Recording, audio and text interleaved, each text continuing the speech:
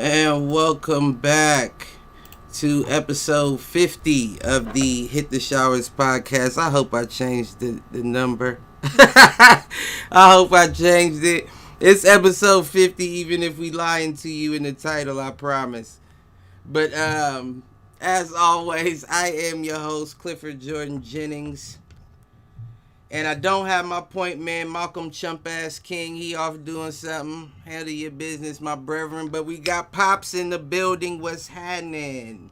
I'm here ready to rock and roll to the best of my ability. Listen, that's what we all doing. Let's get it started quickly.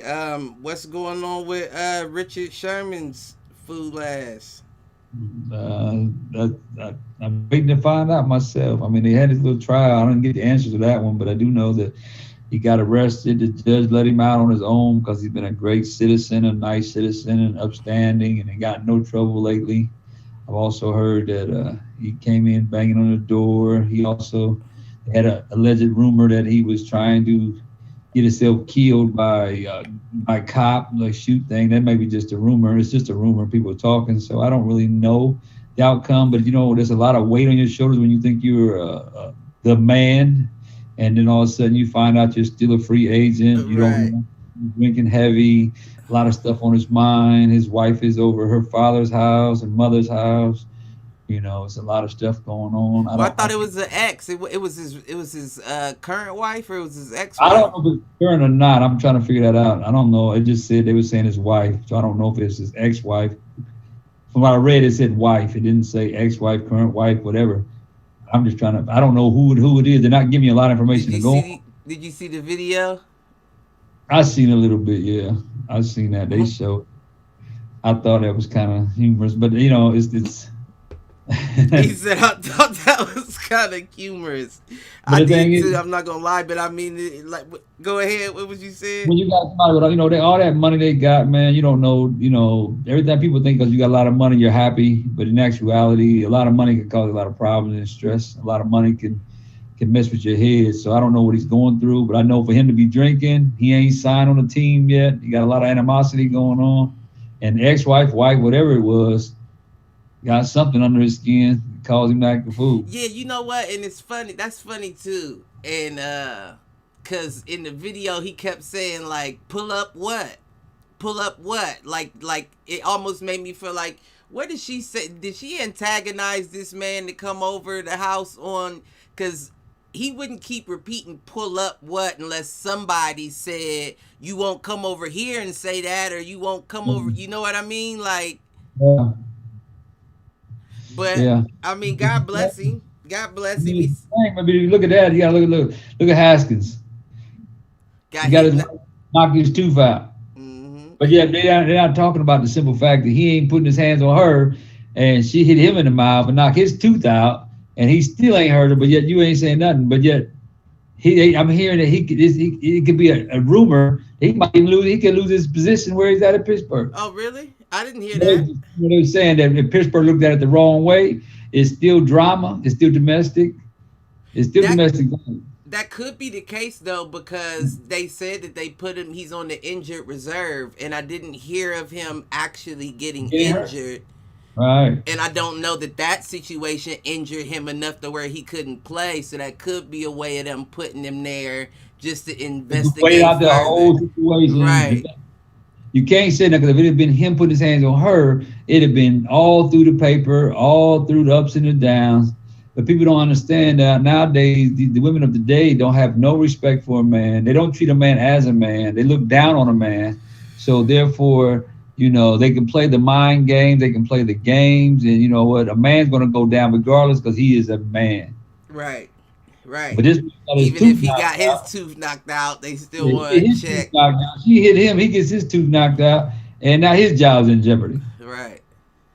I don't understand the logic in the Well, you know system. what though? I feel like, and this isn't anything against my G Dwayne. I definitely fucks with Dwayne. But I feel like prior actions may have put you in this position. You know what I mean? Because if you Right. didn't have if you had a completely clean slate and something like this happened, they'd have been like, "Oh well, that bitch crazy."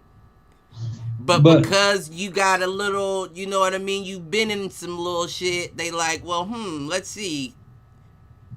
but ain't this if I'm not mistaken, ain't this the second time that he was actually brought up on domestic type stuff with his woman jumping on him? I don't know. Wasn't it when he was in Ohio State and he lost his job to Cordell? They No, brought not it up. Cardell. Cardell was already gone, wasn't he? Was it okay? It wasn't Haskins. That was who was the quarterback with Cardell Jones?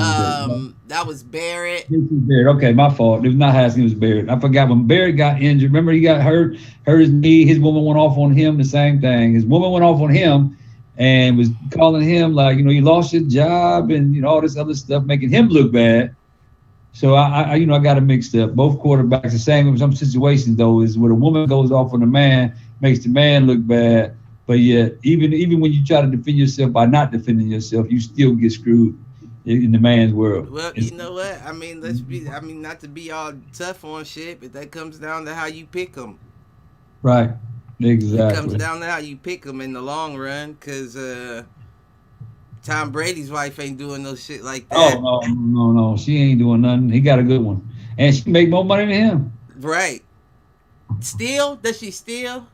I don't know if she's still, but to my understanding, I know she breaded though.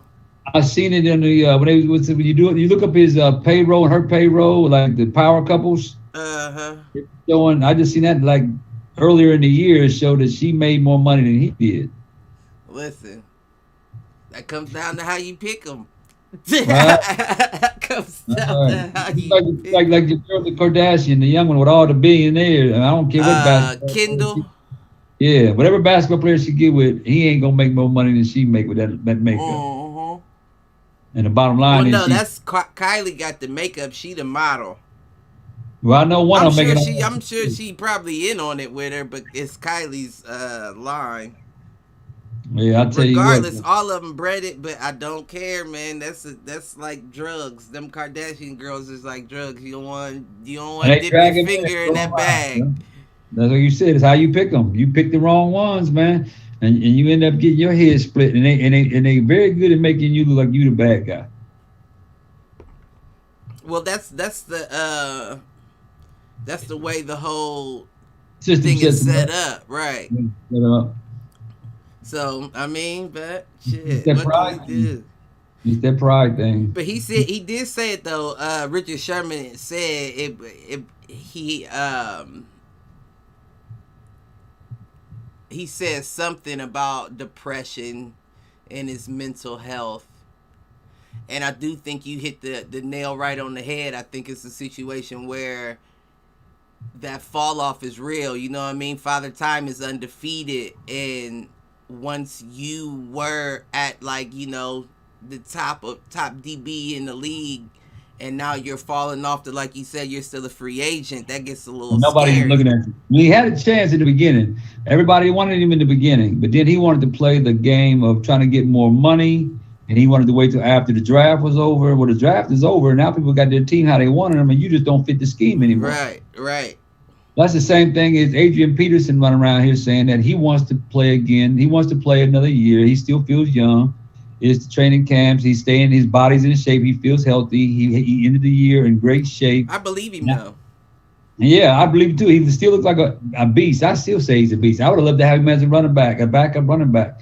He's an excellent dude. He's a power back. He still gets great yards. Mold the young players too. Oh, he can mold them and he can still run them over. I mean, he's still just as good as running them over. He's Right. still decent. And if he's really playing for a Super Bowl ring, if you give it the right team, he can play for a Super Bowl team. But as a free agent, he's still out there. Somebody gonna pick him up. Somebody's gonna have a problem with their running back. He's still in great shape. All you gotta do is stay healthy, stay ready. But the thing is, if nobody pick him up, does he go into depression? I mean, it's easy to do when you've been playing that lifestyle. No, it's a valid question. That's a valid question. My whole thing is, I'm wondering where was Richard Sherman's manager, right? Because it's still early, though, right? You said you wanted to wait until after the draft. You know what that means to a team owner? That doesn't mean directly after we draft them. That means after training camps and we see who we're keeping and who not. And now we release somebody. We know Richard Sherman could fit our defense in this spot. But you can't flip out early on the bag. Like, it's too early for you to be depressed. Like, let the camp start. What is it, July 21st or 20? It's something July 20 something. They starting the. I think they start next week. I think they start next week. Monday. If it's Monday, it's the 19th. A couple weeks they start. The training camp has to start soon. I think it's the 20 something. I wanted to say 21st, but I'm not sure. That would be Wednesday. The first preseason game in like August 10th or somewhere around that area. I'm not sure, but I think it's like early August. The regular season starts in September, right? Right. So I think and it's got 3 weeks. You got 3 weeks. So I think the first preseason game, like between the 10th and the 13th or 14th, somewhere in that area. Yeah, I feel like now if the preseason started and we about to start the actual game, the actual season, now it's about time to go bang on your ex-wife's door. You know what I mean? But right now it's still early. But like we said, maybe, and I'm just talking, maybe the dude sitting at the crib and, the chick is hollering in his ear like, you blew it. You had a chance to make a team and you always trying to do what you do, blah, blah, blah. All that him hawing in his ear got him all fired up and he started drinking because he already feeling sad and depressed. And here you go. I mean, it's easy. It's easy for somebody to tear you down when you've been the star for so long. Right. Richard Sherman been a star for so long. He was a great ball player. When he was on top, everybody loved him. But now that he's no longer on top, he probably run around the house, said a couple words. The old girl was like, "You ain't the man. You ain't nothing." And then she act like she want to replace him because he ain't on top no more. He ain't the top dog no more. Because hey, when you the big dog, everybody love you. Right. But once you get that spare tire around your waist, the hair fall out, they start treating you as if like, you don't matter no more. Oh, I'm sure he still got it though. He just ain't got it like he had it before. But the thing is, you got to understand, he's sitting around, ain't no team probably caught at this moment, and he ain't getting what he thought he was going to get, and they doing that aha moment. Aha, I told you wasn't going to get it. I told you. Well, see. I'm just saying. I don't know for a fact. It could be anything and got him going, and then all of a sudden he snapped. No, that sounds like that would be the most logical explanation. But I just feel like even still, like when he was talking with Gruden on the podcast, I don't think that Gruden changed his mind. I just think that he's in a situation right now with all the rookies that we picked up at those positions. We don't know what's going to pan out at the moment. So we're not quick to give you that contract that you're looking for because we may have standouts. We may not need you at the moment. Right. But we have to see in training camp first if we need an older veteran quarterback in there to help them develop and, have a place with us. But like you said, you shot yourself in the foot when you said, I want to wait until after the draft. You knew everybody planned on loading up. You saw what happened in the free agency leading up to the draft. Teams were scrambling for players. So you knew that everybody was going to load up with their picks. Right. So, of course, it was going to be a tighter squeeze in there for any team when you wait till after the draft. So now you got to wait until after the start of the preseason and players start getting cut, and then they like Richard Sherman. Can you still ready? But see, the thing is, also I look at like other players like Ingram or Houston. We need defensive ends, and the Raiders need defensive ends. They got some defensive ends that can play ball, but they're just I don't know how far they are when it comes to You got developmental players. We got developmental right. players, and Carl Nassib, he ain't all. He didn't really impress me that much. He did when he was with Cleveland, but he's not doing that well since I've seen him play with other players. Right. But then you got Houston out there, and you got Ingram out there, two more ballers. Now they're older ballers, but they could come in and get the job done. They could come in and actually be the backups for like Houston. Still, I think Houston's better than Ingram, but I think they still got that fire in their belly. They come in, they can help them young boys play ball. But the same situation, you don't hear nothing about them. So apparently they're keeping their heads down, heads straight, since you don't hear that much.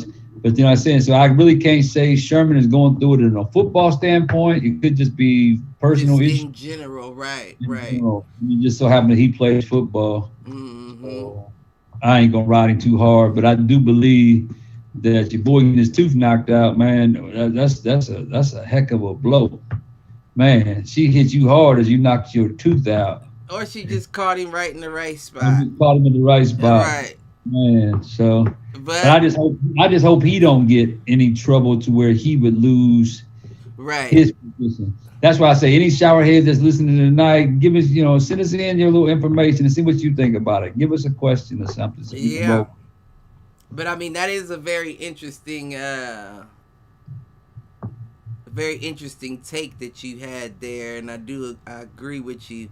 I can't remember what it was exactly that put that light bulb over my head. Damn, I can't remember.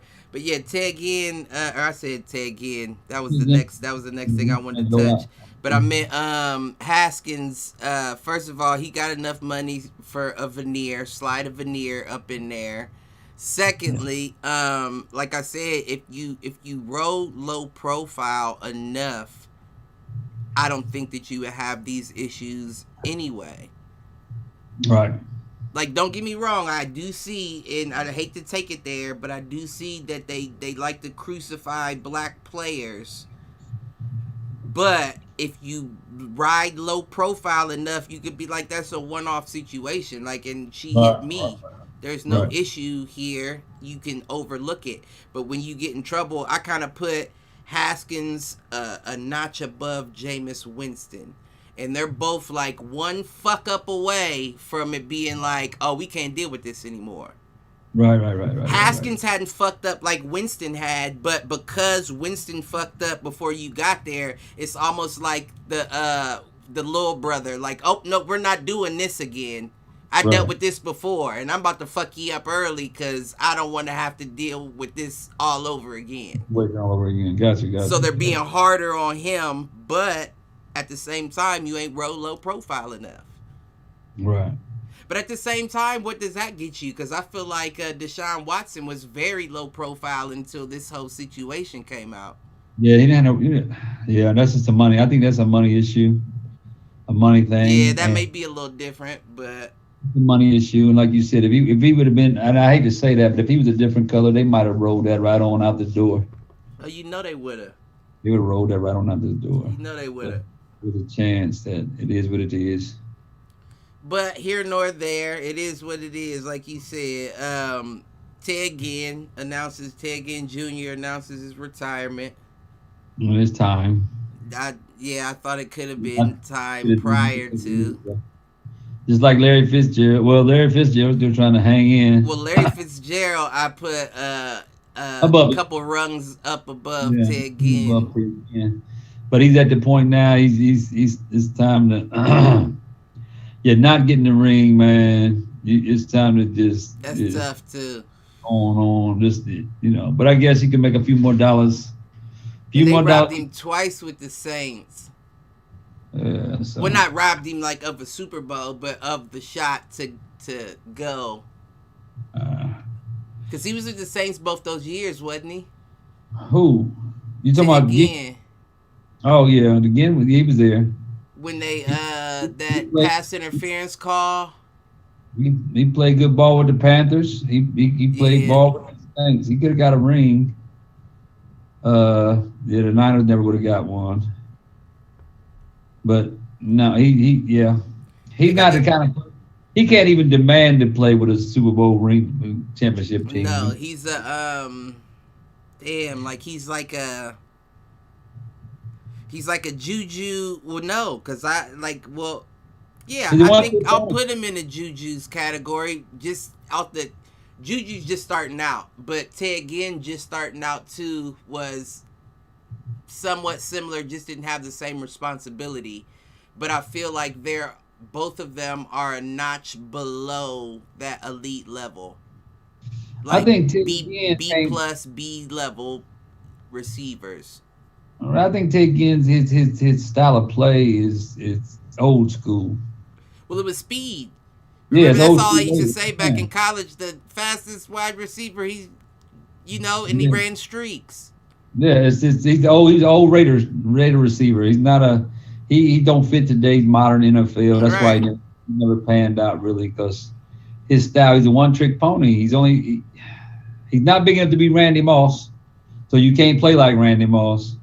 And he wasn't as tough. So like And you said, listen, like the speed, that's the first to go. hmm That's the first thing to go. and that's why he got to go. He made it 14 years though. I mean, Why he got to he's go. a threat. He's a threat. Like, okay, so when I said like B level B plus, and first of all, I do put Schuster a little above Ginn. That's Right. factual.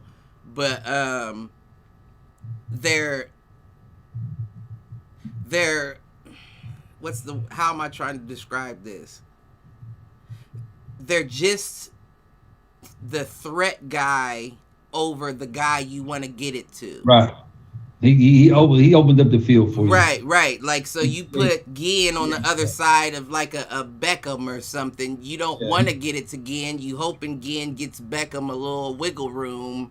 And if Beckham ain't get open, then Then you hit might Ginn. see you might Right, hit him straight down the seam. He might he give you a lucky ball every now and then. He can give you that streak every now and then. It right. works. But he wasn't nobody to make a major name for himself. He did pretty good more when he was in Carolina. He a OSU alum though, so Yeah. go ahead and hit them showers the good way. Go yes, ahead and retire. Hit them showers for the last time. yes. I'll give him that. What was you saying before we started the show? What's his name? The Raiders running back coach. That Oh, Kirby. yeah, I don't feel he was a great. He got some good running backs, but I just don't feel he was a major threat as a running backs coach. I can't see you being a defensive back and then a kickoff returner, and that makes you a running backs coach. I don't really feel that he had. I mean, you learned it, you know the game, you studied enough about it, but I don't think he had the running backs heart, the running backs eye, the what you would right, do in a certain situation. You basically saying that based on what you learned off of film right. compared running back that could actually run. Somebody like more like an Eric Dickerson type of running backs coach. I can see Eric Dickerson being a good running backs coach because he was a heck of a running back. I can see a Marcus Allen being a good running backs coach because he was a good running back. Now, Bo Jackson, I can't see you being a good running backs coach because you had the power and the speed. Right, So how right, do you tell somebody how to run like you? Now, right, Barry Sanders would be an excellent running backs coach because he had the wiggle. So maybe he right. could show a couple moves that might help you. He could tell you what he saw, his vision, or how he took Yeah, his his time. vision would be the most right. He could actually enhance a good running back. But to tell me you take a defensive backs coach that was a defensive back player and make him a running backs coach because of what he ran kickoff back. Unless he was getting cooked, like, and he was like, you know what beat me every time is when they cut this way and then or cut and set up the spin. I never got a tackle off that type shit. You Yeah. know what I mean? But also, what I was gonna say is when you think about all the Raiders running backs that he coached, I almost feel like you had to let them cook. Like you couldn't really teach them much. Yeah, see, I don't know about him until he came to the Raiders, and truthfully, he was only there 4 years, 3, 4 years, because he came in with Gruden. So I don't really know what he did as far as a running backs coach.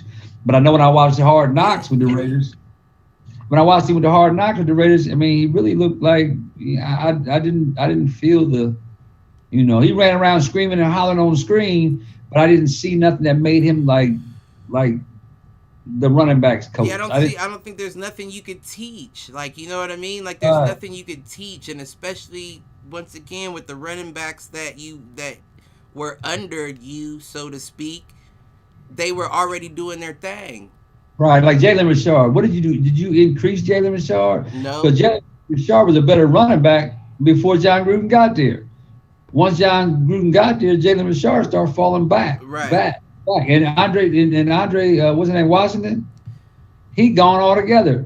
So basically, your back was Josh Jacobs that made you, and Josh Jacobs didn't he didn't have a great year last year, and he always gets hurt. So, but he does. He's one of those ones that does it. I almost think that the Alabama running back program benefits Josh Jacobs more than when he gets to the league under them. You know what I mean? Like, of course, you have to change your style of running when you hit the NFL, but when you look at his rookie and sophomore seasons, he already had it. He already knew what he was looking for. He knew what holes to hit.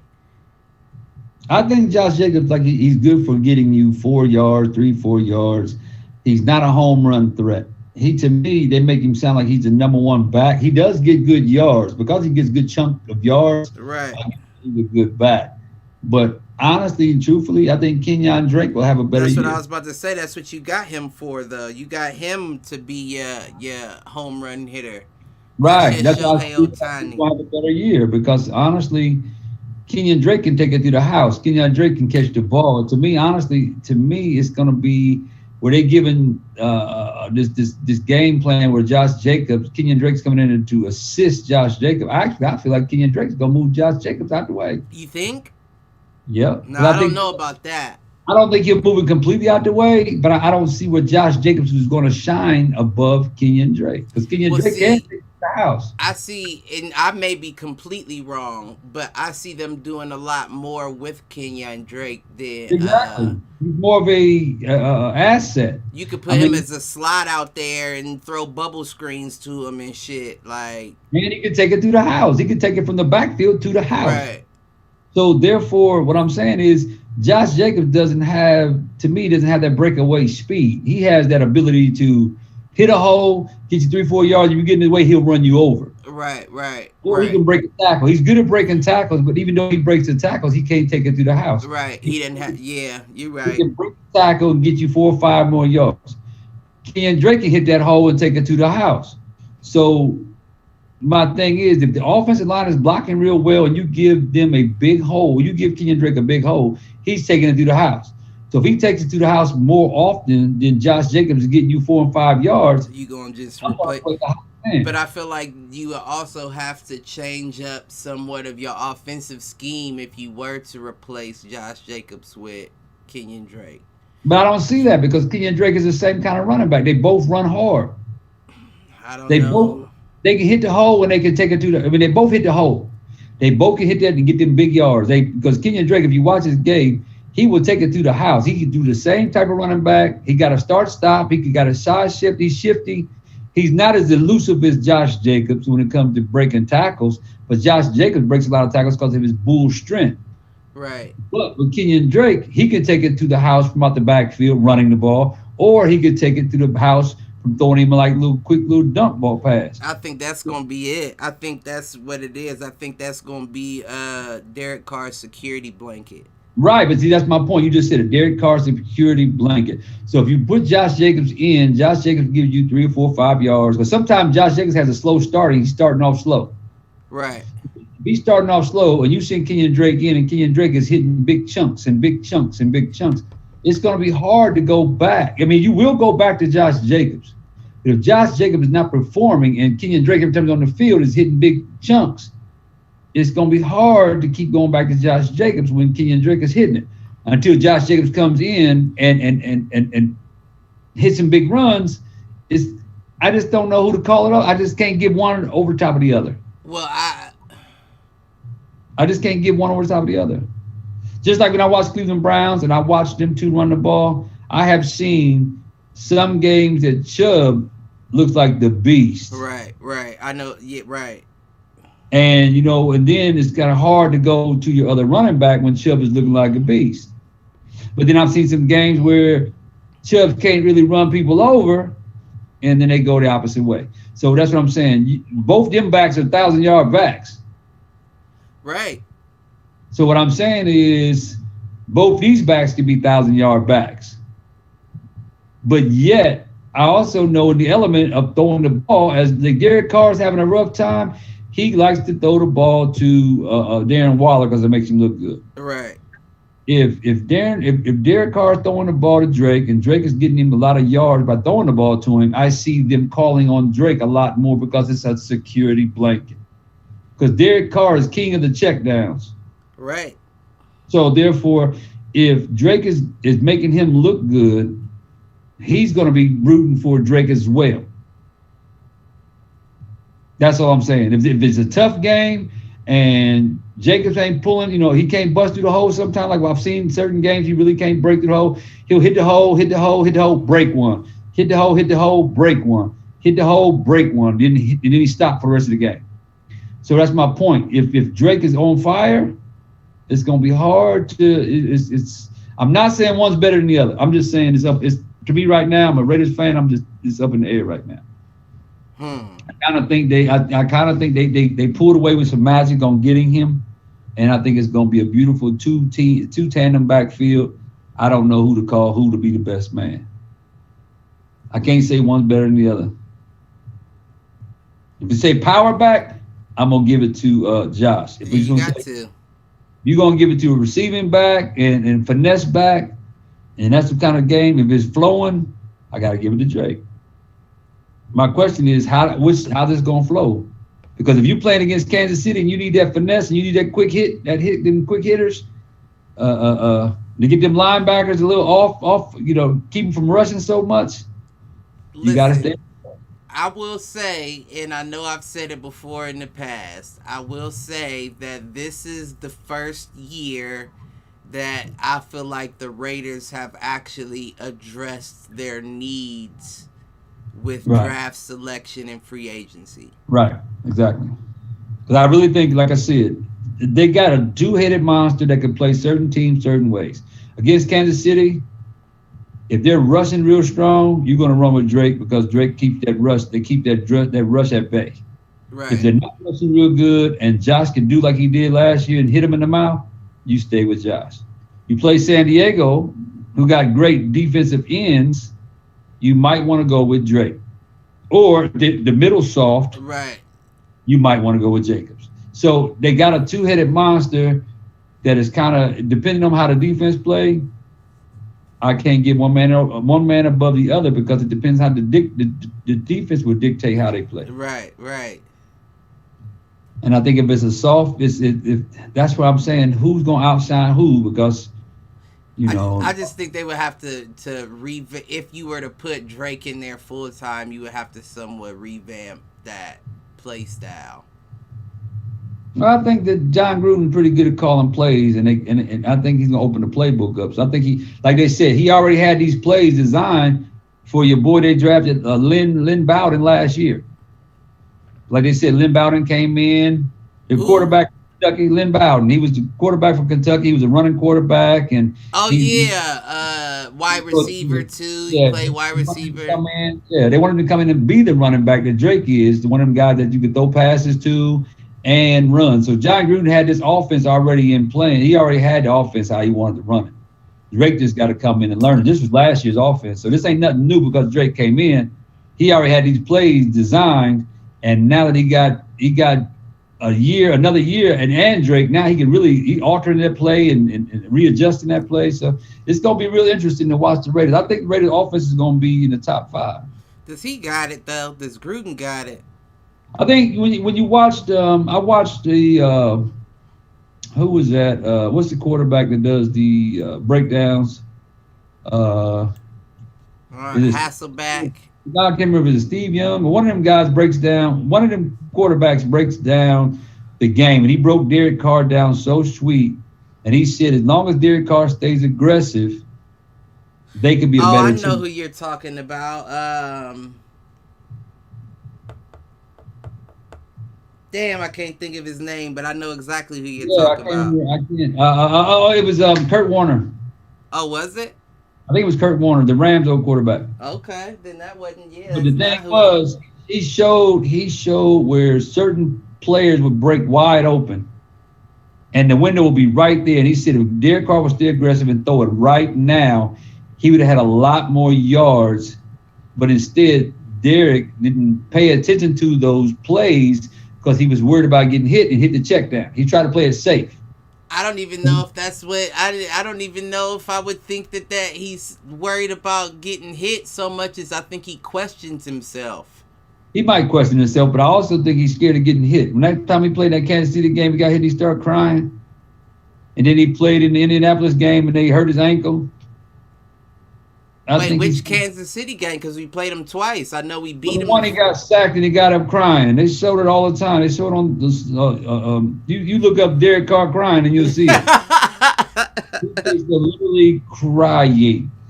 And I know Indianapolis hurt his little ankle before the playoffs in 2016. But what I'm saying is, if you watch him, he'll throw it away when he don't have to throw it away. He could Yeah. actually run, or if he just wait a second, he got somebody wide open downfield. But he takes those quick check downs because he's like you said, he might be questioning his deep ball. But they say he got a great deep ball, so why are you questioning yourself? Just throw the ball up there. He don't got a great deep ball. Well, we're gonna find out this year. They say that your boy Ruggs is looking like a beast and a terror on the practice I heard field. the same thing, but we know he don't got a great deep ball because he overthrew that man at least 6 times last season. Well, yeah, but I can't. Yeah, but then He the thing is, overthrew him at least 6 times. At that, my whole thing is speed. Regardless, a good quarterback can drop that in. right, You know what I mean? right. But now they practice all year. The COVID was last year. I give him that on Yeah, COVID. He practiced with him, and Nelly did a little bit. He was there with him for a second. So you I'm are gonna right say, about that. I I'll will give say, him because COVID. him and Nelly, they connected.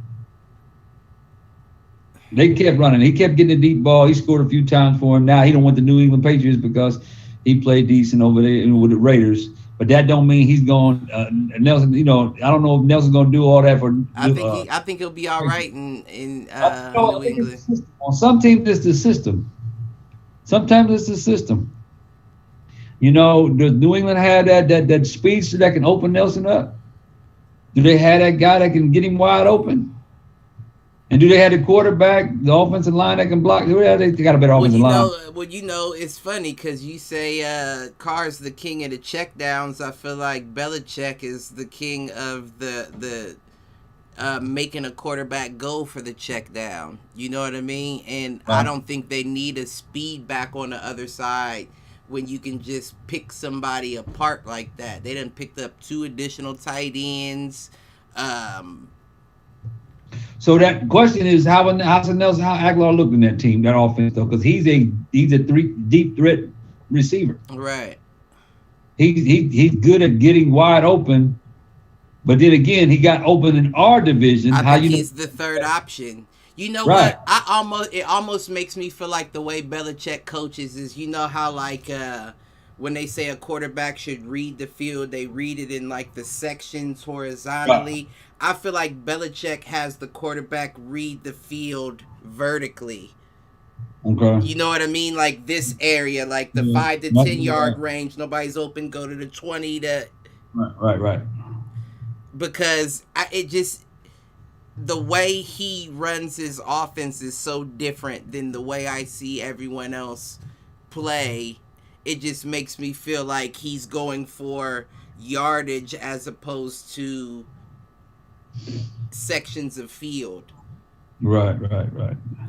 And that's why I think Cam Newton didn't work the best in that system because before he would read beyond that first, that first 10 to 15 yard zone. He's looking to take off or get out of there. Right.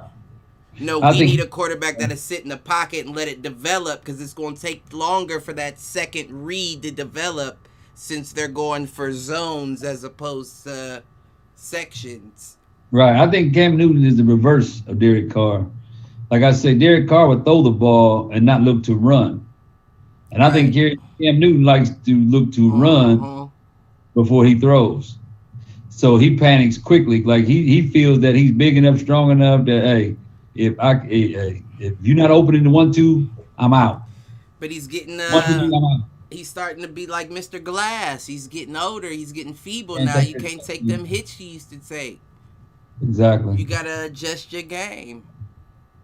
That's like Exactly. Aaron talks about Zion Williamson all the time.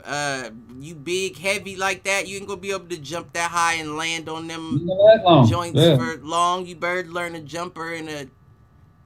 I say the same. I say the same. They give him all this glory, but out of if you 9 out of 10, we had to that pick. I'm still gonna take your boy over Zion Who, every Trey?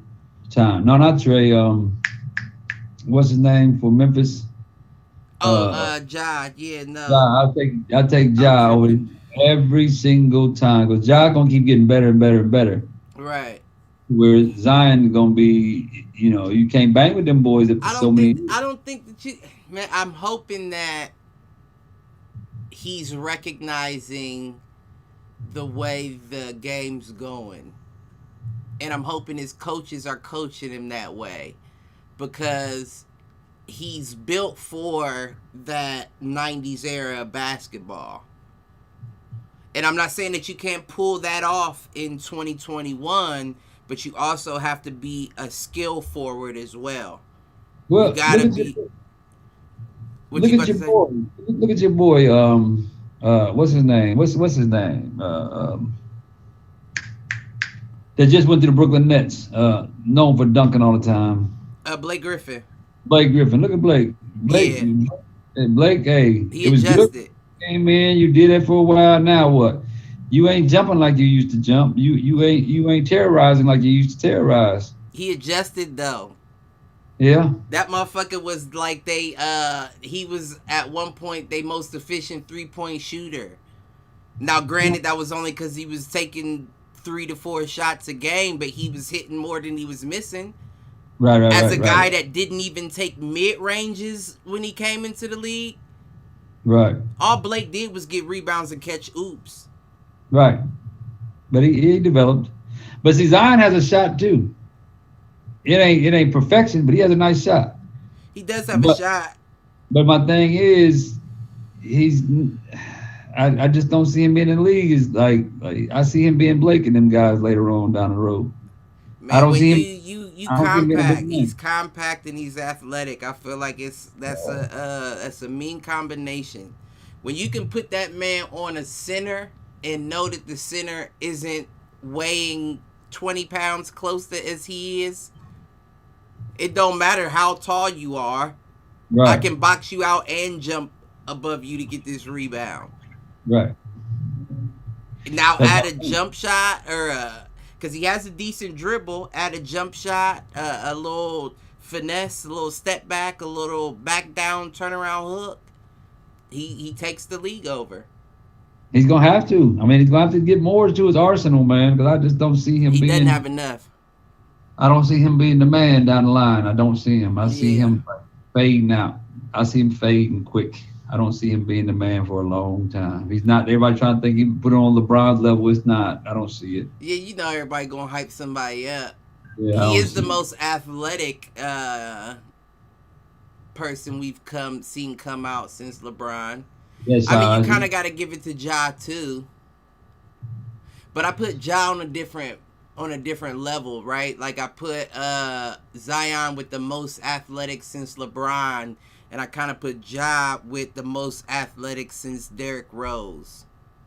Ja got the athletic ability. He just don't have The skill, this ah, right? It's the skill set with me. It's like yeah, he can pass. He's proved he could pass. Of But course, he's athletic.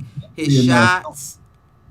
shot selection, the court vision for offense, like as far as him producing offense, isn't there. He has court Right. vision for assists, but he doesn't have court vision for his own He don't have offense. to take over. He don't have that take over like mentality. He's still Like, young though. What's that? His second year? yep. He don't have. I don't see the half a mama mentality. I don't see Yeah. him like this is This is my Trey's game. third. He don't push it. Yeah, see, Trey will take over a game. Right.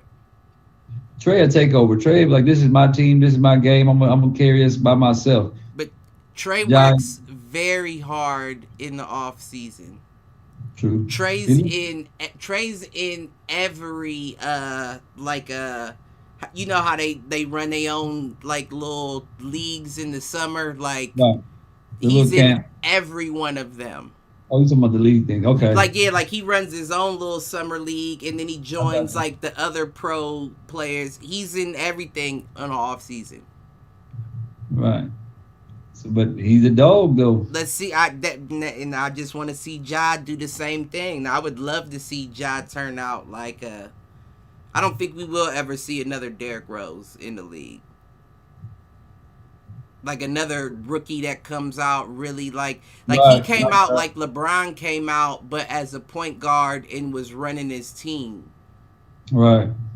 Like everybody gives Iverson P's for bringing his team to the conference finals and all that, all those years, but nobody gives P's for Derek doing it when he was a rookie, sophomore, junior in the league. I think LaMelo Ball will be another one that I'm glad you brought him up. And goes hard. Now his brother being a free agent, what do you think? I'm glad you brought him up. Well, first of all, it's funny that you said that because the one Jello is actually training with them right now. The middle brother, the one that never got the league shot, and everybody. I thought he was the oldest. Nah, the oldest is Lonzo. Then it's Jello, the one that stole the glasses in China. Then it's Melo. But Jello, they always said he was his stats were the highest out of all of them. From high school and all that. Well, college, he got into trouble, so he didn't get the shot. But he don't have the talent they got. Well, that's what they saying. They saying that they think he does. That he just he does it a different way. He's just a pure shooter. You know what I mean? Like he's the type of player that. So Lonzo and Melo have a better chance of being superstars because they have the ball in their hands at all times. And the passing ability. Jello's not that. He's not that guy. Jello's the scorer of the bunch, and he's undersized. He's the shortest of all three of them. Right. And then your shot's not NBA level to be averaging the same, that you averaged back in that day. I'm hoping he makes this Charlotte. I want to see Jello in the league just for honestly just for LeVar. Just so he can come to fruition when he said all my sons gonna be in the league and they all gonna play on the same team and they gonna run that actually happen. That's what I'm saying. Naturally happen because LaMelo asked for Lonzo. Yeah, LaMelo asked for Lonzo, and they already got Jello trying out. See, that can happen. It can actually happen. It would be fun to watch. And I'll tell you what, the danger is when you put brothers together. Oh yeah. Because they've been playing together all their life. They know each other to the T. Man. Yeah, you don't want to play with. And you don't want to. It's a good fit for him too in Charlotte because Charlotte is right on the brink of being like a playoff team, and they have holes for Jello to fit. Like what's the dude's name? Not PJ. One of the twin brothers. They got those brothers on the team. Damn, I can't think of his name. On Charlotte, on the Hornets. Oh, I'm not sure. Damn, I can't think of their names right now. That's gonna drive me crazy. But they are the player that Jello could be. Just sit in the corner, take and this hit. shot, or if you got baseline, drive and get the dunk or the layup. That's all we want you to do. Sit in this corner, hit that shot, or drive the baseline. Other than that, get it back to Melo or Lonzo. Right. They got Lonzo. They could be hard to beat. They'd be tough. But I I feel like think. the only bad thing is if they were to get Lonzo, they would have to give up Devontae Graham, and I feel like Devontae Graham is definitely developing into a point guard that's going to be a problem in the league. I thought like Lonzo. I thought he was a free agent. He's not a free agent. This year he is, yeah. Yeah, I mean, But they probably, but I'm saying like just the fit wise, like you need Lonzo and you need Devontae Graham both. Like, cause Melo and that's a Lonzo small both court, play though. similar. That's a small court. You can play small ball, Unless you move, the only way that will work is if you move Melo to the two.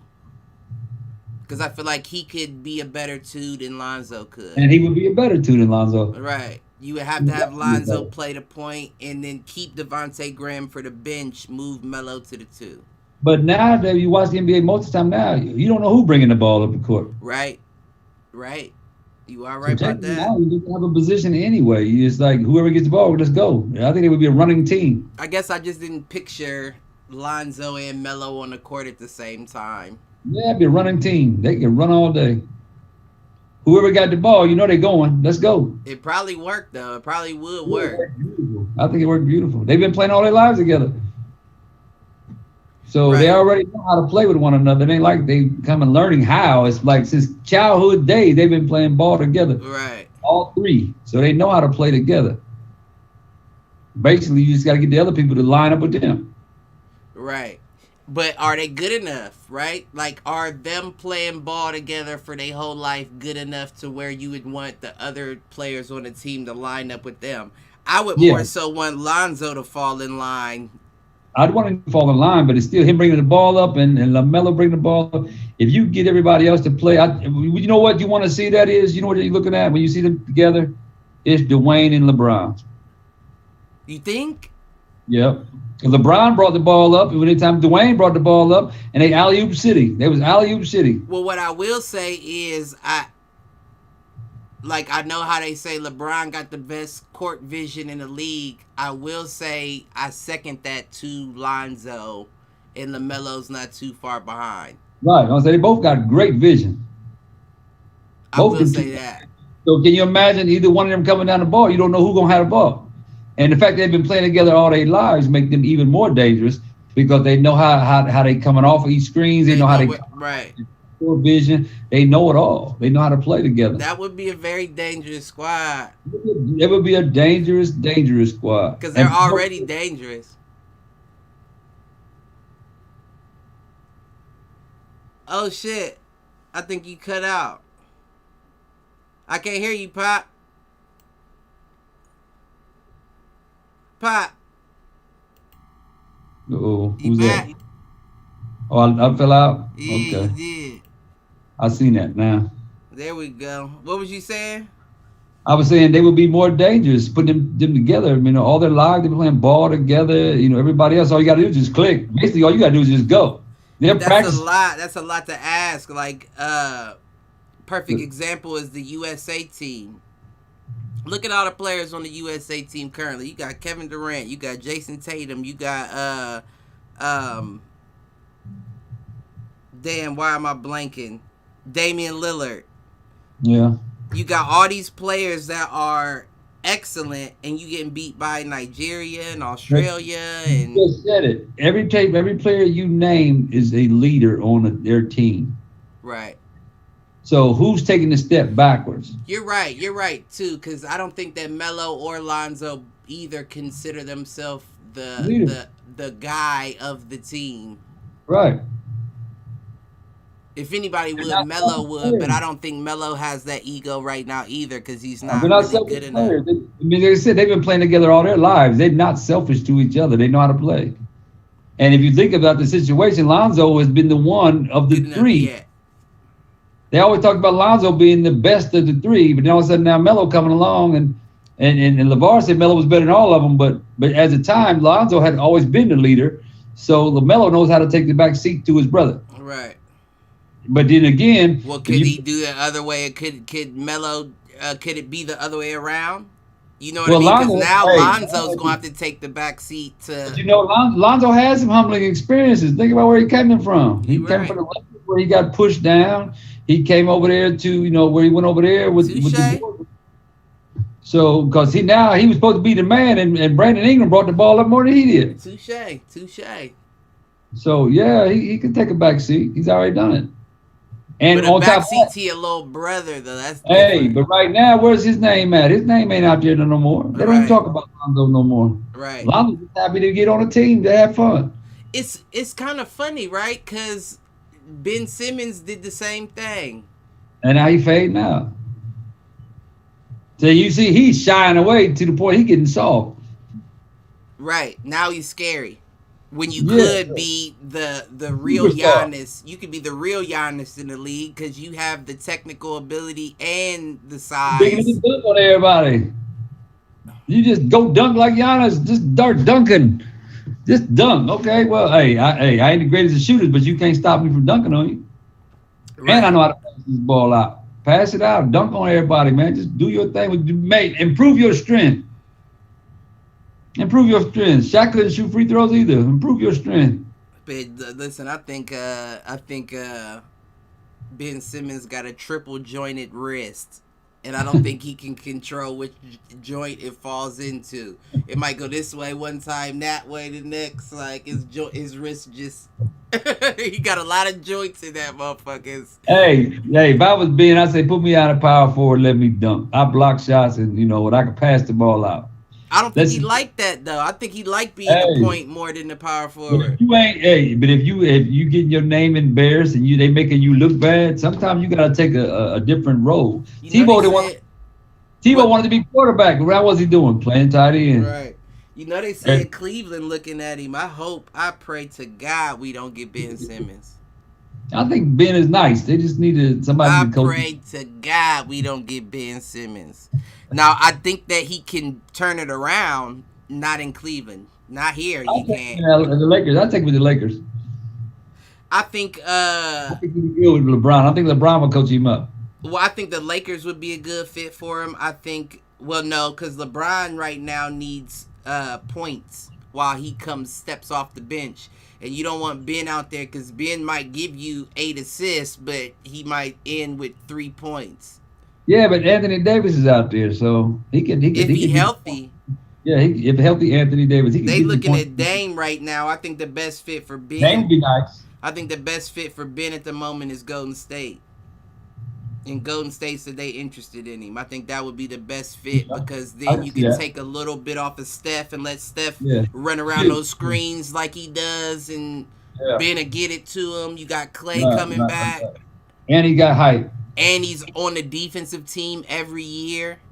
Yeah, I think so. So I think that'll be his best fit. I definitely hope he don't come to Cleveland. I think that'll be a good fit. I think he'd be good in Dallas. He wouldn't be bad in Dallas. I don't think Dallas has enough shooters. Doncic needs more than just a 3-point line, and Tim Hardaway Jr. isn't pure enough to really make up for the fact that Ben won't shoot. Because they're going to guard him like they do Giannis. They play like 10 feet back. Right. They look like they playing football out there on Giannis and Ben Simmons because they don't care if you shoot. Right. Just don't come in here or I'm going to rough you up. Yeah, but Giannis, you can't stop him coming inside. Man, his arms, he like Stretch Armstrong. That motherfucker. But honestly, Ben can play the same. I feel like he could, right. You don't need them long arms. And he heavier. He can shake you and come in and do his thing. Man. But he don't play with the aggression. He don't play like he did in LSU. Right. In LSU, he was the most dominant player since Shaquille O'Neal. Then he came to the league and just fucking. You realize you amongst men then. Right. You amongst men then. You can't do the same thing. Like I said, Zion, you can't do the same thing. You get them for a while, but when they figure you out. And Zion did not have the year that everybody expected him to have the year before or this year. So it's gonna be nice. But Listen. speaking of basketball, we'll move on. Bradley Beal and Kevin Love both withdraw from Team USA. They will not be traveling to Tokyo. Kevin Love's bitch ass excuse, and yes, I say bitch ass because his bitch ass never played for Cleveland and had the nerve to want to go to the Team USA. Gonna say he ain't 100, and to play represent the country, you gotta be 100. How many years, Kevin Love, does it take for you to be 100? Yes, yes. He ain't been no good since he left his team, his original team. Legit statistically, they got a statistic where they say Kevin Love has only played like 22 games in the past 3 years or something like that. How long does it take for you to heal from whatever it is that you're going through? Because if you're not healed by now, not only do you need to leave the USA team, you need to leave the NBA. They need to leave the NBA because he's Give not him a looking. coaching job. Yeah, he ain't He looking might good. make. I think he might make a good coach. I will give Kevin Love that, but playing, he can't continue. Bradley Beal, I don't know what it is. I think he's more so in his bag. We had a conversation on a Wednesday show about how players are more so in their bag now, where they care about their money more than glory, which is why Right. you don't see like the dream team caliber Olympic team, because players like Steph and LeBron and Giannis is like, nah, I'm a max contract player. I'm not about to risk that and play in the Olympics. I'm waiting for next season. Right. So that's why you see it's only Dames and KDs out there, and then you see a Bradley Beal who is the best player on Washington, looking like, I don't know if I want to waste my gas tank on this if Right. I got a shot next year.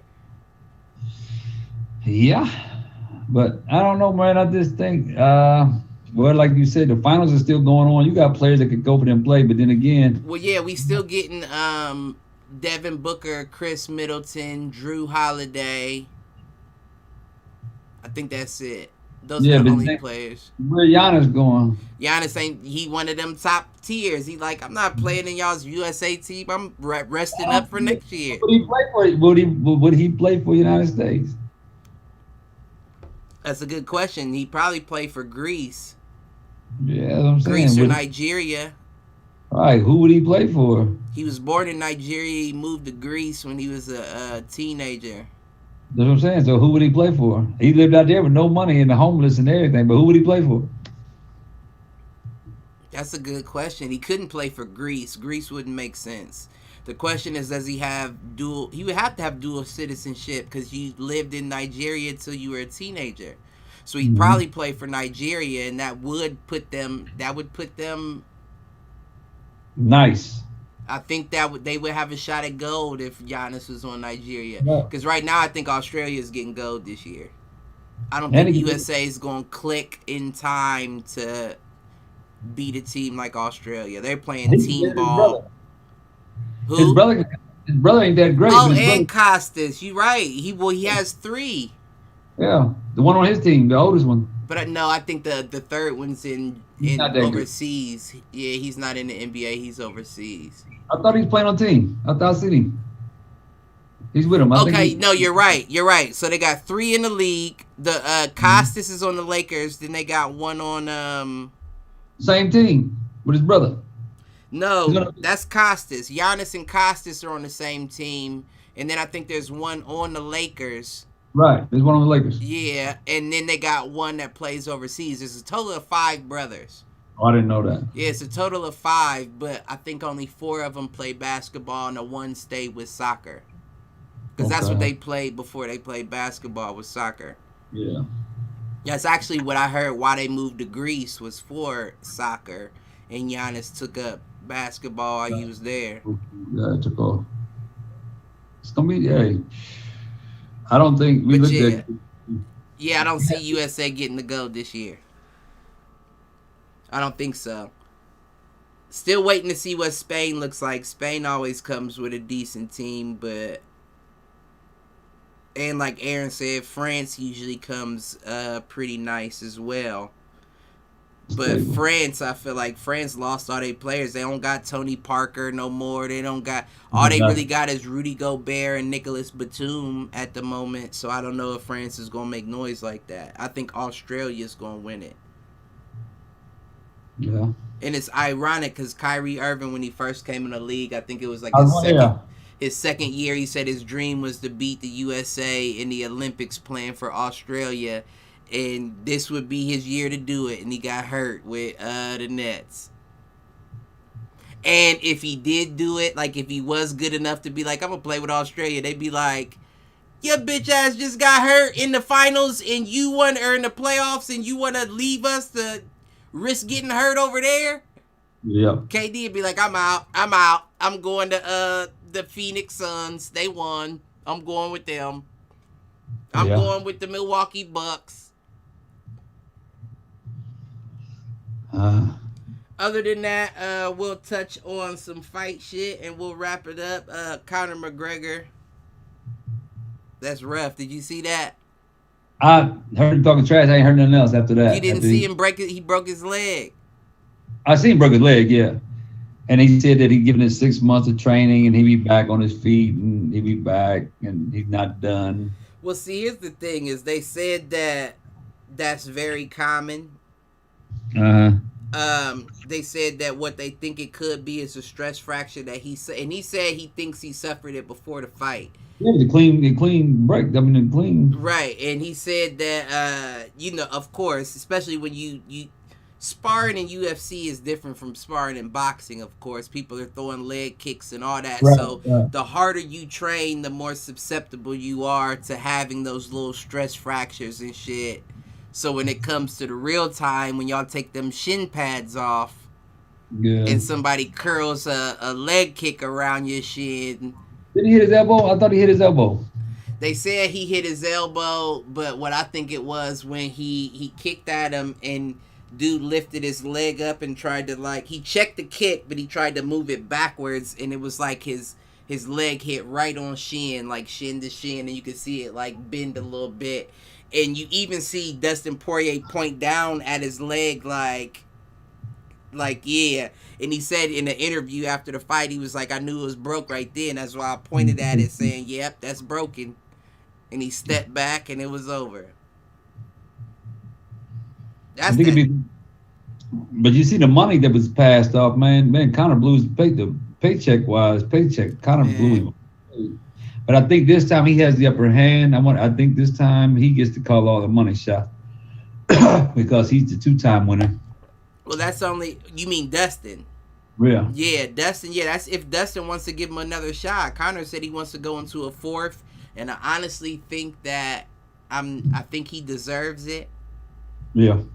I'm a Conor fan. I am a Conor fan, but I know he's a dickhead as well. But I do think he deserves a fourth fight off of this. But because there were only, it's like a Wilder Fury situation. We did the trilogy. Well, no, it's not a Wilder Fury situation because he owes Wilder. At this point, Poirier doesn't owe him anything. I gave you the trilogy.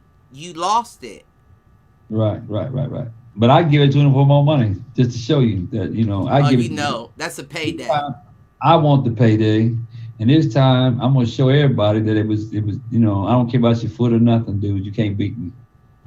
And listen, and he looked like he couldn't either. Yeah, who? I don't think Conor looked like he could take him. Yeah, it was rough. It was rough.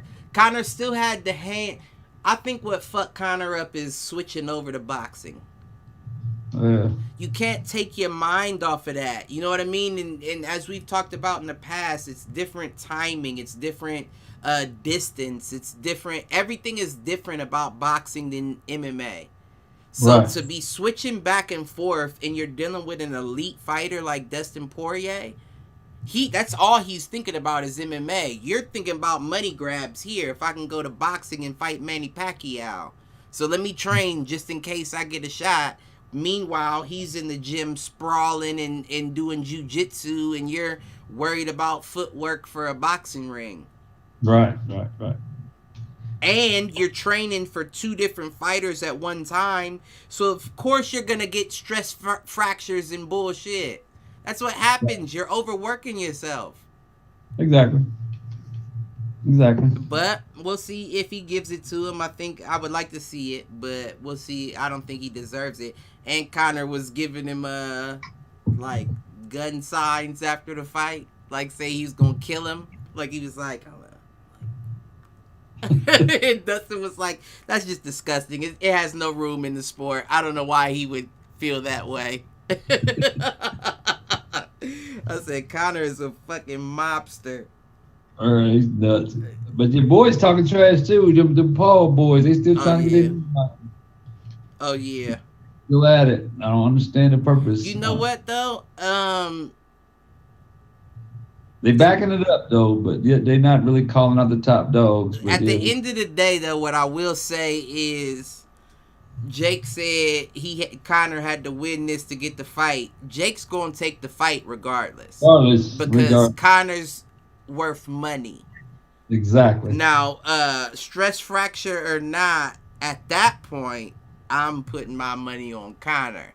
I'll put my money on Connor. I feel like Connor fucks Jake Paul up Up. like Yes. early within 6 rounds. Yeah, Connor's not a joke. Right. And he got them no hands, fun. man. And he got the head movement too. He's Right. looking. He's just looking, he's all around. He's you all can't play around. him you can't play him like no punk. We had a conversation after the Floyd Mayweather Conor fight, and I remember I said he would make so much more money if he just stayed in boxing. He could. If he just stayed, and I feel like that's what he should have did at that point. The only reason why I think he didn't or he couldn't was because I believe Dana White delayed his contract for the fight. I don't think he was out of the contract with Dana White. I just think Dana like suspended it for him to be able to.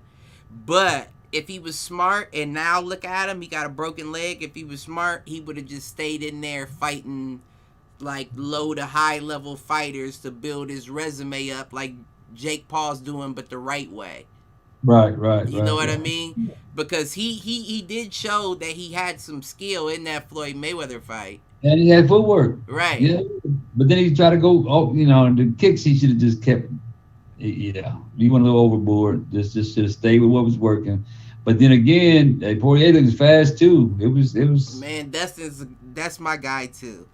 I remember seeing him when I was in high school. I'd say this all the time on the podcast for anybody that's listening that's sick of me saying that I don't give a fuck. But he was on this show on MTV when he was in high school as an amateur MMA fighter, and they were like tracking him through like his training and shit. But of course it's MMA or it's MTV, so they're tracking him through high school with his girlfriend and the drama and all the bullshit and him fighting, arguing with his girlfriend, and not fighting with his girlfriend, but like leading up to the fight, dealing with his girlfriend shit. And I was like, I fucks with him way back when. Like, even when he was a little kid in it, I was like, yeah, he's gonna be something. So to see him now, it's like one of them, it's one of them fan feelings where it's like, you was right about him. You got that. Yeah, I didn't watch him back in the earlier days, but I peeped him out later. But he looks good. Yeah, Dustin's he's the real deal. He's the real deal. I don't think. I think honestly, even if Conor comes back, I don't know if he beats him. Right. I think Conor needs to stick to boxing at the moment. That's your hot spot. You can still recover from that leg injury, and you don't have to worry about getting kicked in it over and over again. Right. You know what I mean? Like going back to the MMA, people know. I know where that bitch broke at. I'ma kick you right there. It's your Achilles heel. Right. Every time I'm going to kick you right there. And it's your front. Oh, no, it was his back foot. It was his back foot. Shit, I think if he stays a striker, stays on his feet, he'd be all right. But listen, we know that, like you said, that leg is his Achilles heel. What's even bigger of his Achilles heel is getting taken to the ground. We know if you get Conor to the ground, it's a problem. Now we dealing with somebody that knows jiu-jitsu and that you got a broken leg. Oh, ankle lock all day. I'm locking that ankle up and I'm twisting every chance. I'm going for that ankle. Right. So he got to learn. He got to learn a different style now. He got to defend that thing a little better. It would be very impressive to me if he comes back to the MMA and has the same, outcome he once had. There was a statistic that Brendan Schaub said that over his past 5 fights, he only won 1 of them. And that was against Nate Diaz, the rematch against Nate Diaz. So he was saying, do we still, is Conor still on top like we think he is? If over your fast 5, you lost 4? He's not. He hasn't looked as intimidating as he was back. No, back in the day, he was a fucking force. Yeah, back in the day, he was homeless. You know what I mean? Like, that was him fighting to get something. It's that Marvin Hagler shit. Once you wake up in silk sheets, it gets real hard to fight a man for money. Like they say, when the butterflies is gone, it's time to hang it. It's time to hang it up. Right. You don't get butterflies in your stomach before each fight. It's time to let it go because you're not fighting on the same level. Right. You're not fighting at the same level. Mm. I don't think he's fighting with butterflies. I think he's fighting with dollar signs. I think so too. It's all about dollar sign now. He done got enough money now that he don't even have to look back. Right. But I mean, that's the thing. You got money for your kids. Right. Your kids got money off of what he got going on. Right, exactly. His selling his liquor and all that other stuff. He's good to go. But you said what? Just like Mayweather, they good to go. Listen, they stock and barrel, baby. That was the setup. That was what Mayweather was telling him. Like, listen, this is life changing. This is what you need to do. Exactly. They was free. They said they rode back on the same private jet. I can believe it. They was hugging after the fight. Right. They was in there chopping it up. Like, listen, this is what's gonna change your life. I'm gonna give you the green print after this. Follow it, Conor. I'm trying to tell you, follow it. And I don't think Conor followed the green print. Floyd was trying to tell him after the fight. He ain't follow it. Well, Conor was like, fuck it, I'm still a badass. I'm going in there with the biggest, baddest motherfucker. You ain't been on that, Conor. I'm trying to tell you should have listened to Floyd. Conor kind of nuts, though. He's kind of nuts. I like him. I like him a lot. I like his personality. Right. I like him. He don't have no respect for you. He's just like, yep. I like him. But I think he's not as crazy as these new young boys today, though. Man, it's a lot of them. Yeah. That's the thing. Listen, they come out by the 3s. Yeah. You were once bad, but they come out by the 3s now. So even if you beat the baddest, there's still 2 more you got to get through. And at that point, when you get old, it's like, is this still worth it to be? Yeah, it's not no more. It's not worth it anymore. But Jermell Charlo, the Charlo twin, he's fighting tonight against Brian Castano for the undisputed first person to ever undisputed 154 is the winner of this fight. Charlo got the WBA, WBC, and the IBF, and Brian Castano got the WBO. So if he wins this fight now, listen. That's a good one. That's definitely a good one, and I think it's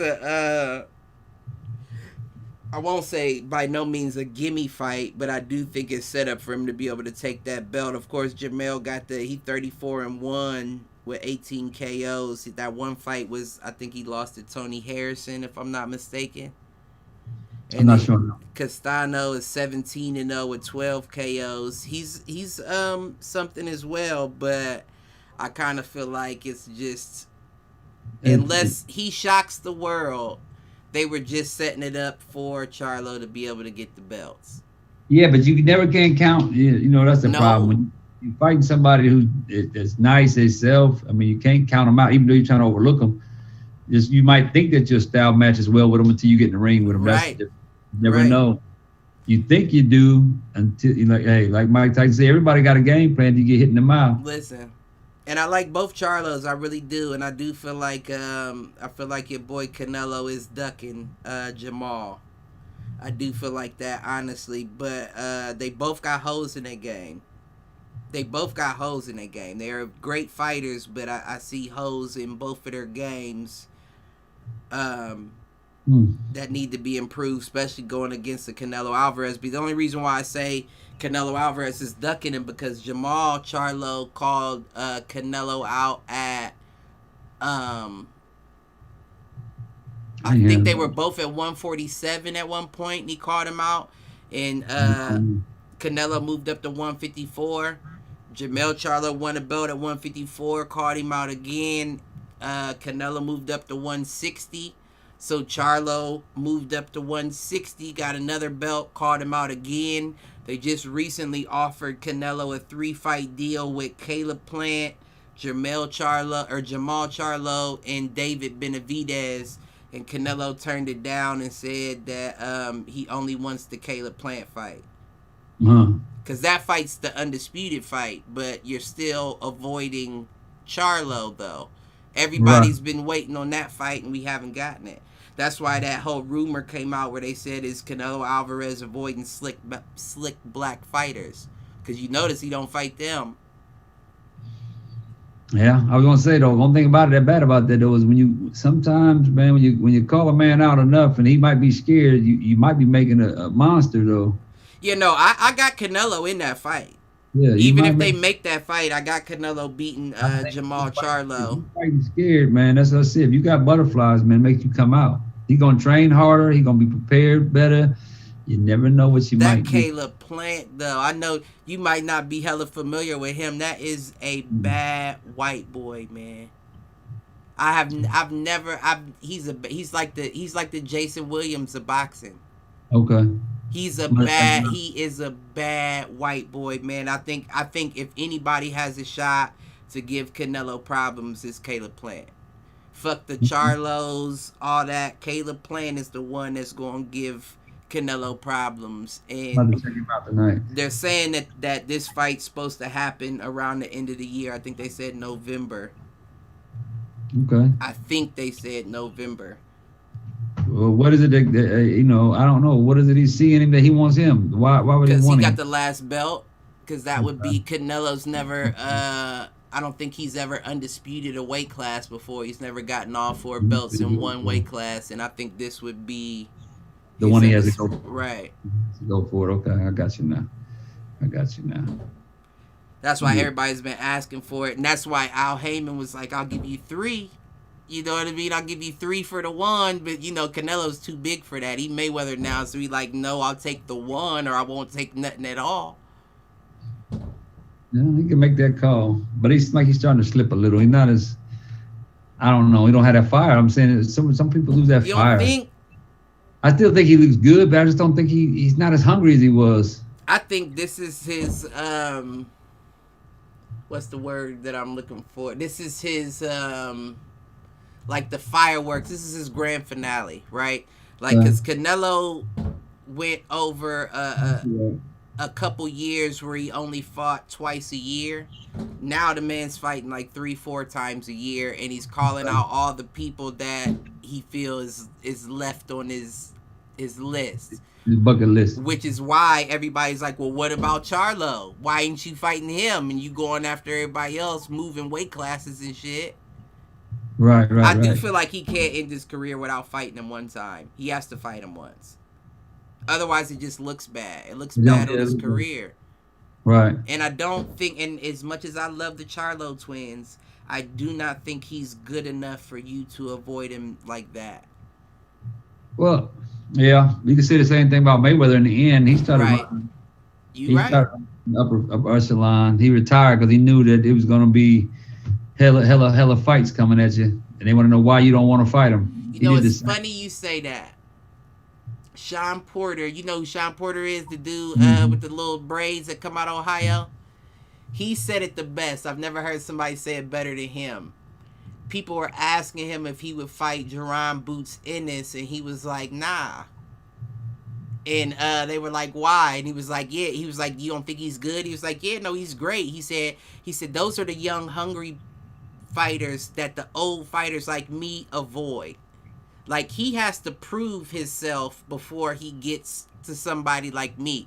I'm not just going to take that fight and jump in there and take punishment for a kid to make his Name. name on me if he hadn't Right. worked up to be able to be that. Right. And I Makes feel sense. like that's where we are right now with Canelo, Right. where it's like I'm getting old. I don't know if I want to fight Charlo and risk that unless he has something to offer. And right now, Exactly. Caleb got the belt. He don't, so I'm fighting Caleb. Which makes sense. Why am I gonna take a chance and lose for nothing? Right, Yeah. I You get give it. me the fight for. But he's also moved up and got a belt every time you said you. What's he have? So it's like, what are you doing, Canelo? Take the fight. Right. Right. Right. Right. So I Right. feel like he has to take it eventually. I do, and if he doesn't, he'll still be one of my favorite fighters. He's one of Yeah, we my get it. favorite fighters right now. But other than that, Gervonta Davis announced he'll be back in October, Okay. which is a pretty good turnaround after the Mario Barrios fight. We just don't know who he's planning on fighting. I'm gonna fight. I heard it's JoJo Diaz, which would be a great fight. That would be a great fight, but Mm, Devin Haney's also been asking for him. I don't think Devin Haney's ready. I don't know too much about Devin Haney. Devin Haney got rocked in that Linares fight and was wobbling back to the corner. And Linares is the dude that Lomachenko beat. He is the first dude to put Lomachenko down, though. Okay. Okay. So he's not a slouch, but the fact that he got rocked against Linares, who isn't even considered a power puncher, and you want to hop in there with Tank, I Yeah. feel like that's a little too, like, don't ruin your career too early. Gotcha. Gotcha. Gotcha. Sometimes people overlook people though, or some people just You're got your right. number. And Devin Haney has the skills to beat Tank, I will say that, but he gets in that, he's still young. He gets in that brawling mindset where if you catch him a couple of times, he's swinging back, and you can't do that with Tank. You got to Mm. get out of there and pop shot that man the whole fight, or you are going to get Yeah. KO'd. Yeah. You're going down. And then lastly, I will say Aerospin's Manny Pacquiao coming up on August 21st. I looked up the odds. Odds are shockingly even at the moment. Right now, covers.com got Errol Spence at negative 345, Pacquiao at plus 240. Action Network has Errol at negative 240, Pacquiao at plus 200. Now, I know that because we watched that fight together, actually, me, you, and Greg and them at the Broner Pacquiao. Mm-hmm. Oh, no, we watched the Broner Pacquiao. Wasn't did we watch the Thurman Pacquiao too? I think so. Yeah, I think it was the Thurman Pacquiao that we watched. And he shocked the world. Pacquiao shocked the world with that win. I didn't see him getting that win. But my question is that, like, was that enough for people to think that this fight is that even? I don't think so. I don't think so. I mean, but it's a good one. I mean, Pacquiao basically fighting off his name, basically to me. Right. Name and his gun hold nonstop, pressure. Right. You know, it's his name. It's Pacquiao. It's Pacquiao. Just like anything Mayweather say he gonna do, everybody gonna watch this cause it's his name. But I feel like you got to give Pacquiao a little bit more credit because I do. He's still a good fighter. right, and he's fighting actual fighters doing that. Right. He's still a fighter. I just don't see the nimbleness, the hands like I seen back in the day. He's you can see he's getting older. Right. I think he's getting older. I do believe that even with the speed that he has at his age, he's going to give Errol Spence some problems. Errol Spence is going to come out the fight lumped up. It's not going to be one of them clean-faced victories. No. You can't write off Pacquiao. Never. Right. Never. But I don't know if Pacquiao has, like, as old as he is, and he's never been a natural welterweight, I don't know if he has the body frame to be able to withstand Errol Spence's shots. Like, he's the Marvin Hagler of our generation. He is the body snatcher. And Manny Pacquiao's never been good taking body punches over an extended period of He time. just don't stop. He keeps coming. He keeps coming. But if you can shut that Energizer Bunny down, then you got to, that's just it. That's Can exactly what he is, the Energizer Bunny. you take the steam out the Energizer Bunny, then you got a shot. But he keeps coming and he coming. Man, I think he gonna give Errol problems for sure, but I think Errol hurts him. I think Manny retires after this fight.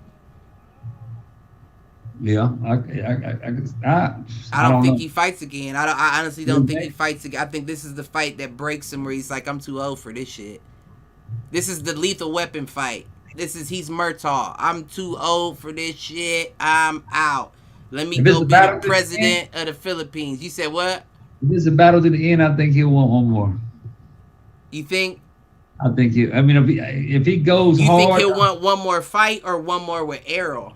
One more with Errol. Ooh, that's an interesting take. Okay, let me write that down. That's an interesting take. If it's a hard fight to the bitter end, that's kind of a hard pill to swallow because you still feel like in your heart, Manny's a warrior, man. Yeah. So he might feel like I think I could have got that. Right. Got that. So I think he might fight one more. Okay, I had to write that down. I think he would take one more. I think he'd take one more lump for that. I think he would. I just think Errol is too big. I think he's too big. He's too strong. I don't think he's quick, and I do think that Chris Colbert is somewhat correct when he said Errol Spence is a flat-footed fighter. He is flat-footed.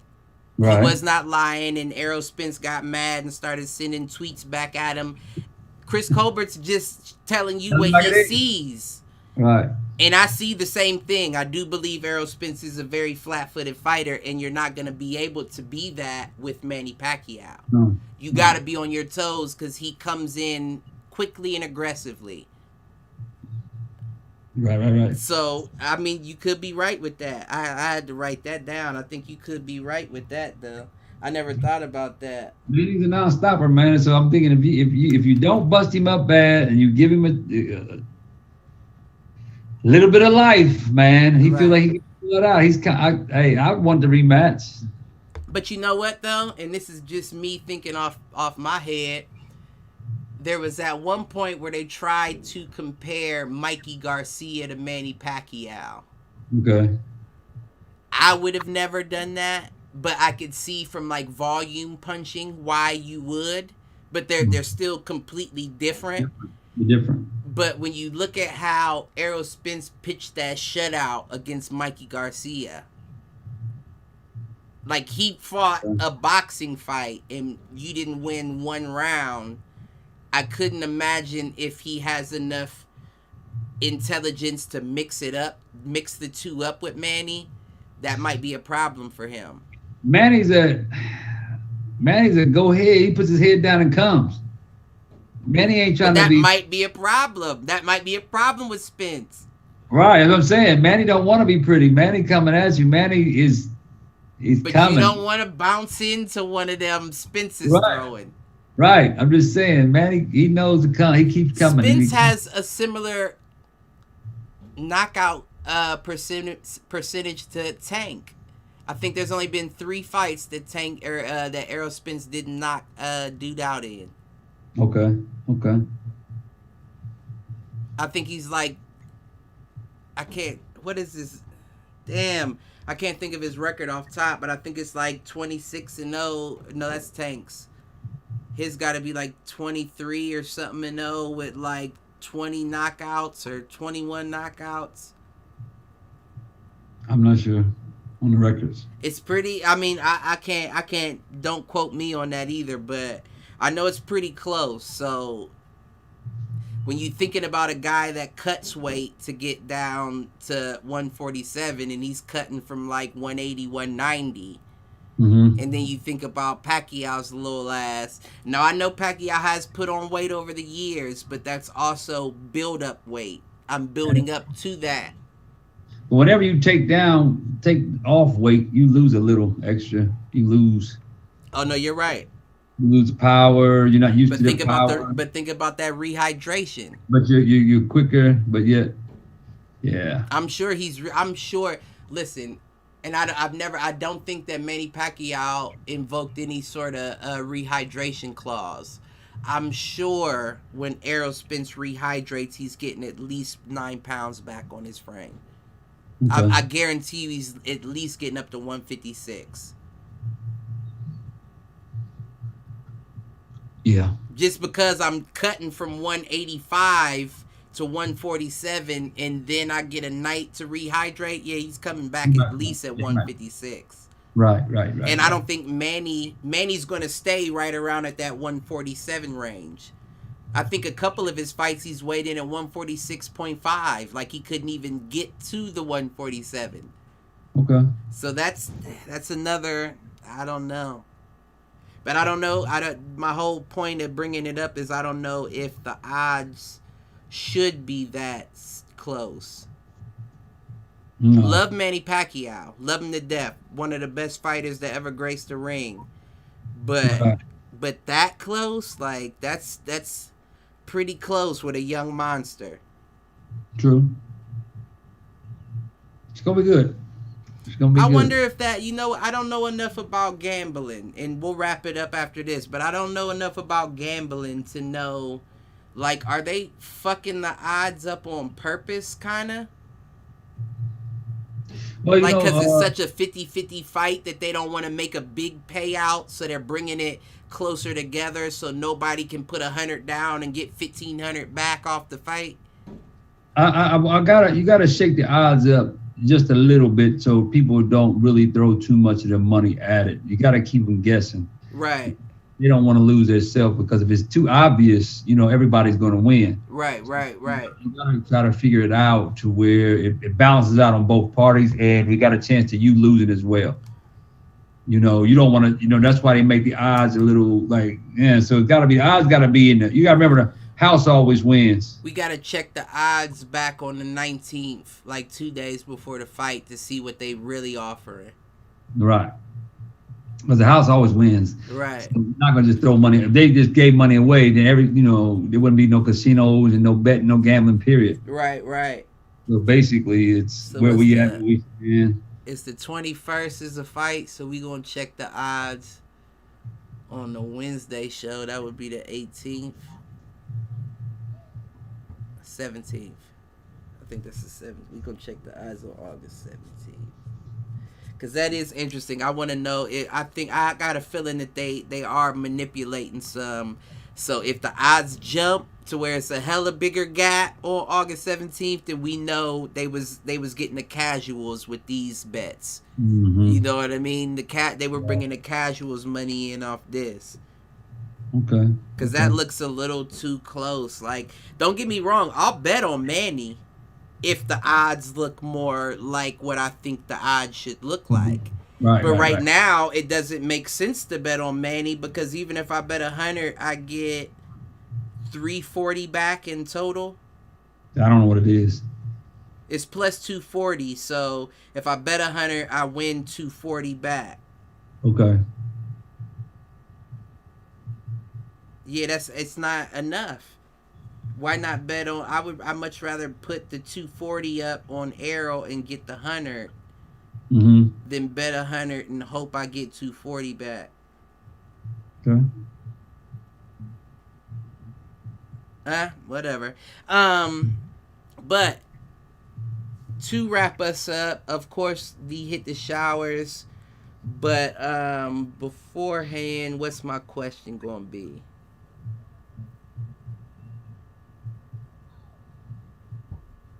Does Richard Sherman get drafted before the start of the season, and if so, to who? You mean he get picked up, not drafted? What? Right, picked up, picked up before the season. If so, to who, and who's hitting your showers? Well, not your showers, but you know what I mean. I don't think he gets picked up at all. I don't think he gets picked up. I mean, because honestly, you showing that in the NFL now, you have to really be desperate to need a defensive back that bad. After you show me that you're a little unstable at the moment. Ooh, well, the real question would be: would he be? Do they give vet minimums in the NFL? Yeah.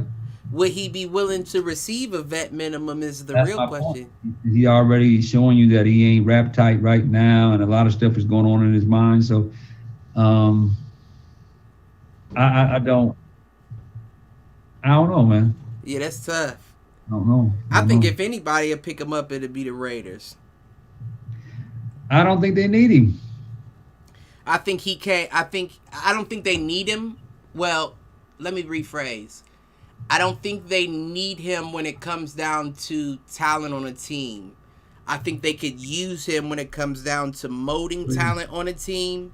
They And players coach. right, and I think that he's already developed somewhat of a relationship with John Gruden and all them when they were talking about it in the prior that they may still be willing to give him an opportunity. I say that too, but then I also look at the fact that the Raiders got so many now new defensive backs and all the defensive backs that they got. If they having a strong training camp, I mean, if they're having a strong camp, I don't think they touch him. But them is also college defensive backs too, though. You know No, what I mean? they picked up what's his name, the other The cornerback. yeah, the other veteran corner. They Um, don't even talk about him. fuck. I know who What? you're talking about too. Yeah, they picked up another one. Not even talking about Arnett and them guys. They picked up another one before they got Hayward. Right, I know exactly who you're talking about. I can't. And he was supposed to be the starter. They thought he would move out Arnett, and then when you got Hayward came in, and all of a sudden now it's like, okay, well the other guys pushed aside, but I can't remember his name. But he was also supposed to be a top baller that played in the same defensive scheme as well. That's gonna drive me fucking crazy because I know Yeah. exactly who you're talking about too. I can't think of it at this moment, but I'm just saying. So I don't think the Raiders really need a defensive back anymore. I think the Raiders are more so in a defensive end. You might be right. Fuck you, Malcolm. You hit them showers. Yeah, that's first and foremost. But my hit the showers would be I'm gonna go with your boy's wife punching his tooth out. You know, don't run. I don't know. Haskins, Mrs. Yeah, Haskins, hit the showers. You hit the showers. I don't know why you punched that man in his mouth. I don't know what the situation was, but to punch this man in his mouth, you hit him hard. You can't even say that, babe. You knocked my tooth out. This man gets paid thousands of dollars to get that tooth put right back in his face. He might have to get a fake one. So you done knocked out this man's. That is funny. This man's mouth. You done hit this man in the mouth. So that's my hit the shower. Oh, that's funny. Yeah. Okay, my Richard Sherman.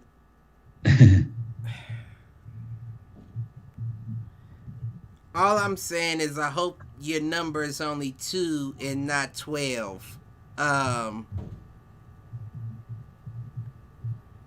think he may have a possibility. May have a possibility to get on the Raiders. I think that we keep we're the bad news bears of the NFL. We take all the misfits. So I think that he has a possibility, especially from prior conversations. Don't know if it's a good one. I hope he doesn't make it to the Raiders and not for Richard, but I feel like in order for him to make it to, that would mean that some of our pickups would have had to fail. And I would much rather our pickups succeed than us need to pick up a Richard Sherman. So, right. God bless you. I hope he doesn't see the Raiders, but if he does, oh well. And my hit the showers, I think I got 2 of them. One I meant to bring up, but I didn't. Quick backstory, of course. I don't know if you didn't hear it from the last episode. The Tyson Fury Deontay Wilder fight has been put off due to COVID and moved back to September. But they have just released online pictures of Tyson Fury, I think in Vegas, like hugging up on fans and shit. Mm-hmm. And that kind of leads me to believe what I said before. Like, you're just not motivated to fight. You've never defended a title in your career, and you don't want to defend it against somebody as hungry as Deontay Wilder, so you're trying to find it out. His dad said he wasn't focused on the fight. His trainer Right. said the same thing. So Right. it's ironic that COVID pops up and you use an excuse like it's COVID in the camp. It's not me confirmed, but you still have to quarantine though. If Right. you still want this fight, you still have to quarantine whether you got it or not. So now you're out hugging up on fans. It makes me feel like you're not really wanting to fight. Like, so hit the showers on that. And then second hit the showers is going to Kevin Love for dropping out of the OSU team. Bitch, you dropped out on Cleveland. You gonna drop out on OSU or the USA. USA too? Right. Right. Right. Right. That shit Hey, crazy to that me. was a nice pickup. Ohio State picked up that 5-star defensive The end. I'll give it the tackle. to Maloa to Yeah. Maloa or something like Yeah. that. Top Yeah. top rated ball player in the defense. So there we go. The highest rated for Ohio State as far as defense is concerned. Listen, if they don't win the fucking national championship I don't know next what the year, quarterback is about yet, so I I can't thought it say. was the white boy that you was talking about, the dude that No, they it's brought in. CJ. The white boy coming next year. Oh, next year. Yeah, Well, he next year. damn. He Hmm. next year. But yeah, no, they've been signing Ohio State like a uh like